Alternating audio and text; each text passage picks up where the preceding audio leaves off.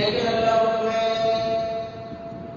পবিত্র কোরআন যারা মানবে আল্লাহ তাআলা রাব্বুল আলামিন বলেন, আমি আল্লাহ রাব্বুল আলামিন তাদের সম্মান দিয়ে দুনিয়া বাড়িয়ে দিব। ওই কিয়ামতের ময়দানেও আমি আল্লাহ কোরআনে কারীম ওয়ালাদেরকে সম্মান বাড়িয়ে দিব। সুবহানাল্লাহ। কোরআনকে যারা সম্মান করবে আমি আল্লাহ রাব্বুল আলামিন তাদেরকে সম্মান বাড়িয়ে দিব। কোরআনকে যারা মানবে আমি আল্লাহ তাদেরকে সম্মান বৃদ্ধি করে দিব।